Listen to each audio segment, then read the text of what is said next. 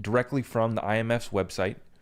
We were covering this, talking about what exactly is in the special drawing rights, and it's a makeup of five currencies.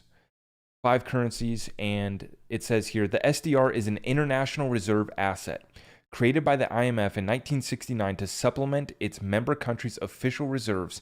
To date, a total of SDR's 660.7 billion, equivalent to about US 943 billion, so nearly $1 trillion US equivalent, has been allocated.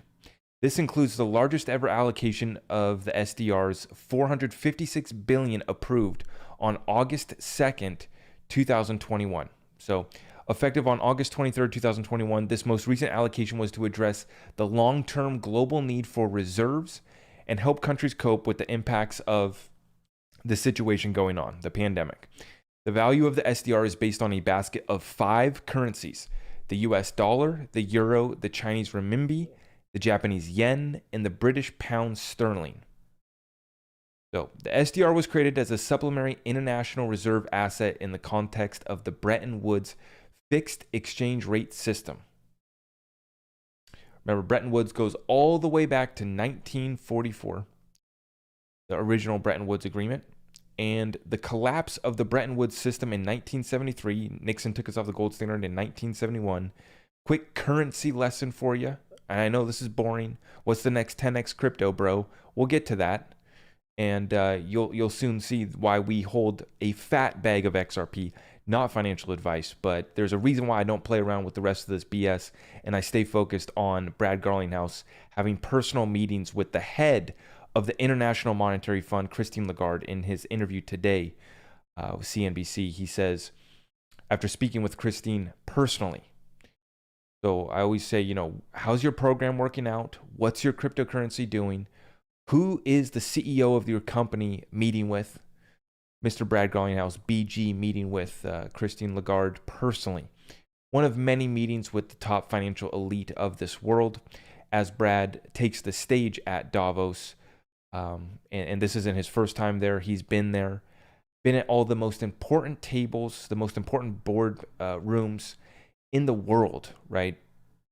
And so we have zero doubt about this asset and its role it's going to play. Now, the question is XRP going to be featured within the special drawing rights, or will it be the E-SDR? This is something that we've talked about before.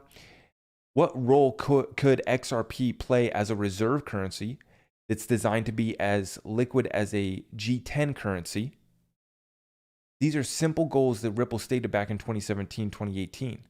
We want to become a world reserve currency, and we want to be as liquid as a G10 currency. Now we know, fast forward to 2022, we have 25 on-demand liquidity corridors fired up. That's for cross-border payments using XRP. We have 86% coverage of a $6 trillion daily cross-border volume. A daily cross-border volume of $6 trillion needs to be settled up, and XRP is ready to facilitate that role. The reason why you need a currency is similar to here. You need value. Right now, we're finding out where the value's at right now, with everything collapsing amongst us. Shout out to Stathis showing up with the first super chat of the night. I appreciate all of you guys so much. By the way, hopefully the mic is coming through good. Mic check. The sound's all good here, hopefully. Okay, still got to get the new studio built out here, but we're getting fired away, and we're going to keep you guys updated in the meantime, okay? Special drawing rights, we covered this, okay? And then in this clip, he's talking about meeting with Christine Lagarde personally, talking about how 99% of cryptos, when he originally said 99% of cryptos were going to go away, there was only about 2,000, I think he said. So, he thought there was going to be about 20 left remaining. Well, now we have almost, over 20,000 cryptos basically, and then you include in all the different NFT projects as well. I mean, there's just tens of thousands of crypto projects right now. And Brad, he stated how it was unpopular at the time, but he still believes, that will play out. And the difference between XRP and the rest of this cryptocurrency space, as we continue to demonstrate, is that you need that currency that can represent value, The value from XRP is going to come from the underlying utility, the underlying liquidity it's going to provide. So Swift, people talk about Swift just being, the end all be all, the best messaging system since 1970, I guess. They don't want to update that system.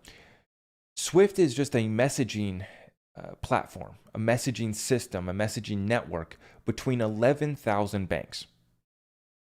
And as we're starting to see from members of Swift, and it's been thrown around for years, right, that we could be complementary to Swift. We don't need to replace Swift.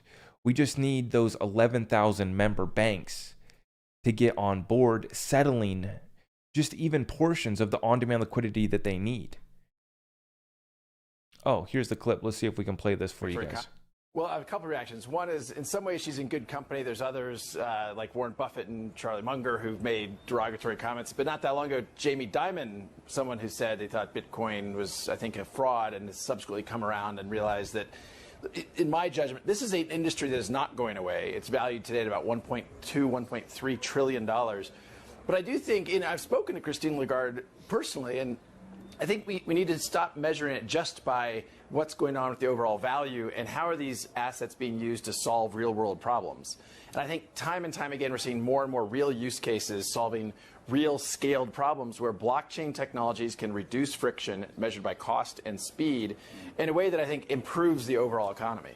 Does the fact that these 19,000 cryptocurrencies have been largely used as speculative assets do damage to the underlying case that you're arguing for? I think absolutely yes. And it's frustrating. I said when there were about 2,000, so as you said correctly, there's about 19,000 today. When there were at 2,000, I got some heat from the crypto market by saying that something like 99% of them I thought would go to zero. And that wasn't a popular statement, suggesting that only 20 would be around. Well, now you have 19,000. My prediction, at least for now, has been moved the wrong direction. But, there are some tokens out there that I think are focused on solving a problem.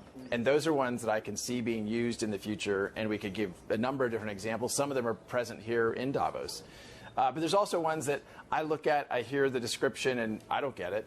And I think there is risk, as Christine Lagarde commented. They are speculative. They are. And there you go.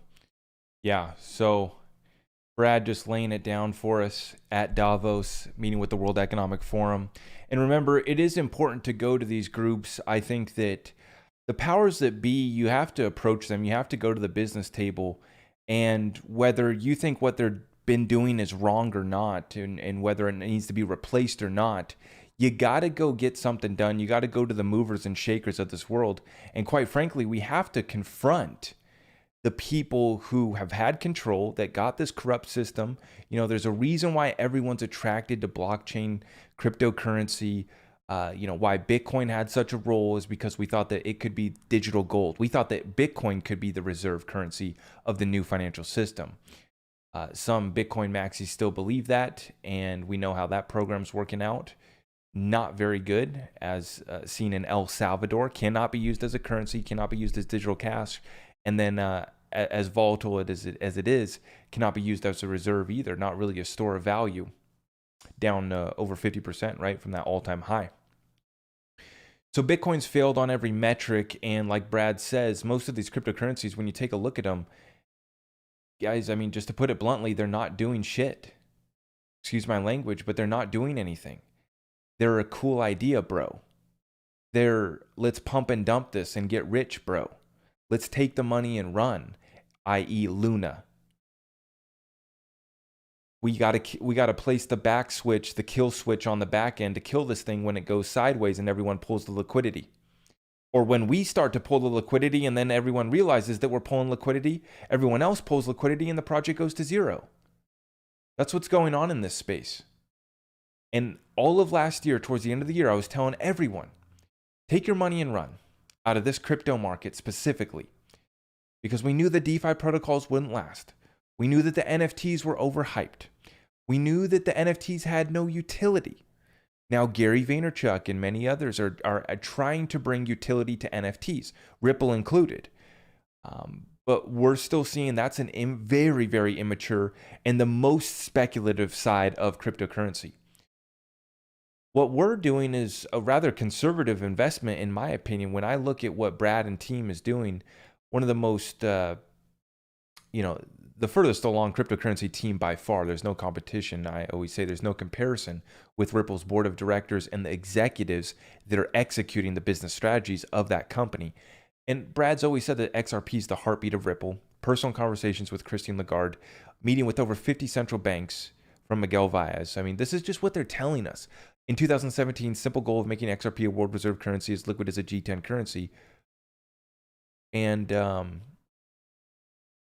someone snuck into my Discord just last week, and they come in and they posted some BS about Swift, about why XRP won't be adopted. XRP is not a blockchain. It's, doesn't use proof of work. And we need to use Swift, which is from the 70s, just a messaging platform that doesn't do any settlement. I mean, for me, the case is clear. XRP, whether we get all the money, whether we get chunks of Swift, whether we do derivatives, whether we get some smart contracts going, we're going to get NFTs going now. They just updated it. Smart contracts are going to be coming with Flare. We also know the Codius is in the background. 50 central banks. There's no other cryptocurrency doing this. The run rate of on-demand liquidity, tens of billions of dollars right now. That's just putting our toes in the water, just getting started with this thing.